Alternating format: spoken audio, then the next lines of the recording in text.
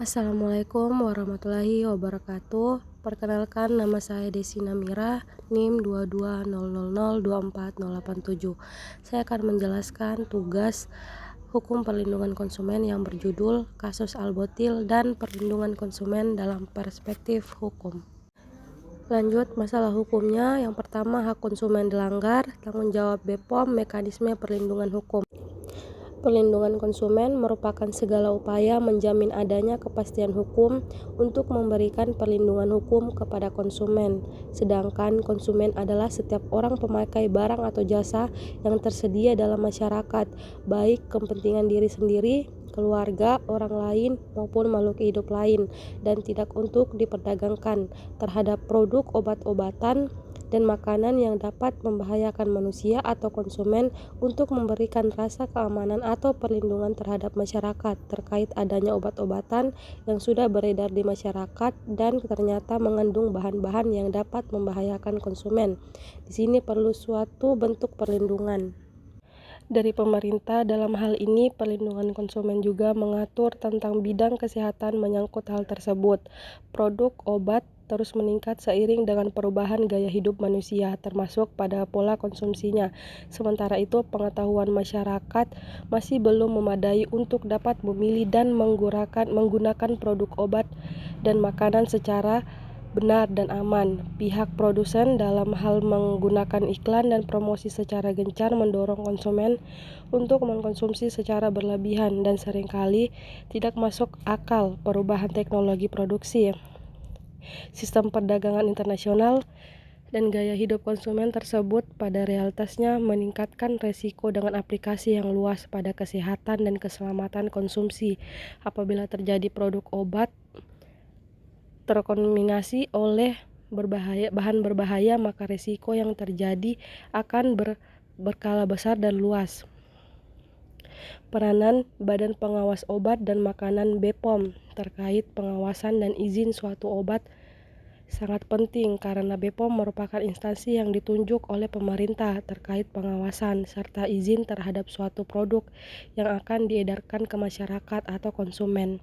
Zaman sekarang banyak sekali produk berupa obat-obatan yang beredar di masyarakat, dan ini menjadi fenomena terhadap konsumen yang tidak mengetahui bagaimana dampak apabila suatu produk-produk tersebut tidak mendapat izin atau kelayakan oleh BPOM.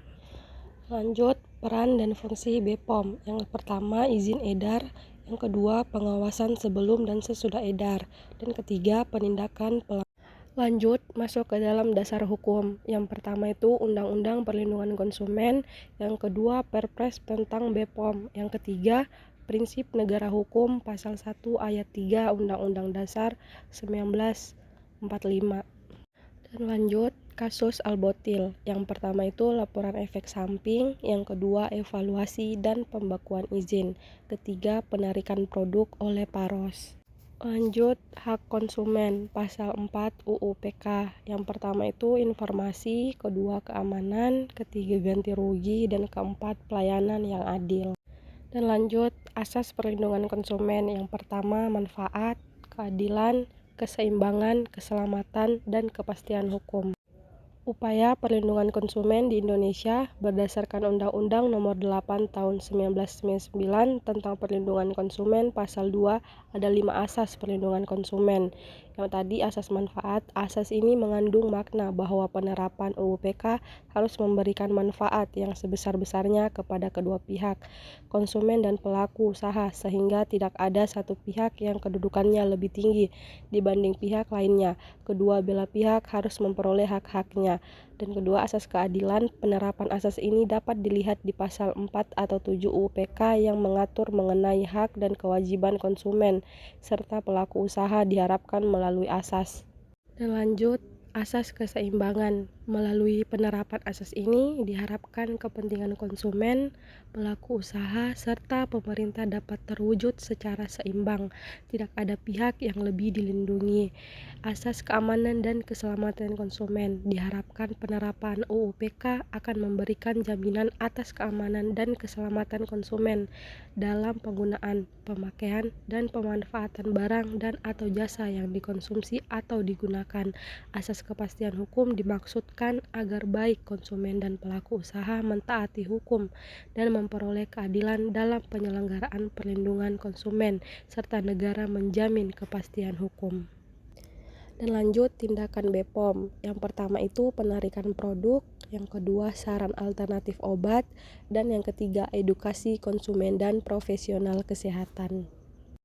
Dan yang terakhir kesimpulan, tindakan BPOM bentuk perlindungan hukum, negara wajib menjamin hak keselamatan konsumen, dan pentingnya kontrol ketat peredaran obat. Berdasarkan pembahasan yang telah dikemukakan pada sebelumnya, maka dapat saya jelaskan kesimpulan yang tadi itu. Yang pertama itu Badan Pengawasan Obat dan Makanan atau BPOM secara hukum sudah mempunyai kedudukan yang kuat untuk membuat suatu kebijakan di bidang obat dan makanan dalam rangka pelaksanaan pengawasan obat dan makanan yang beredar di masyarakat. Kedudukan Badan BPOM sebagai lembaga pemerintah non-departemen bila ditinjau dari segi pembentukan peraturan perundang-undangan di Indonesia, maka sebagai lembaga pemerintah non-departemen yang bertanggung jawab langsung kepada Presiden, diperintahkan oleh undang-undang untuk mengajukan prakarsa kepada Presiden dalam hal pengajuan pembentukan peraturan perundang-undangan sepanjang menyangkut di bidang pemerintah. Badan Pengawasan Obat dan Makanan BPOM dalam hal terkait adanya pelanggaran terhadap izin beredarnya suatu obat dan makanan yang mengandung zat yang berbahaya mempunyai aturan dan sanksi yang tegas sesuai dengan ketentuan perundang-undangan yang berlaku untuk memberikan perlindungan hukum terhadap konsumen. Cukup dari presentasi saya, kurang dan lebihnya mohon dimaafkan. Wabillahi taufiq wal hidayah. Wassalamualaikum warahmatullahi wabarakatuh. Terima kasih.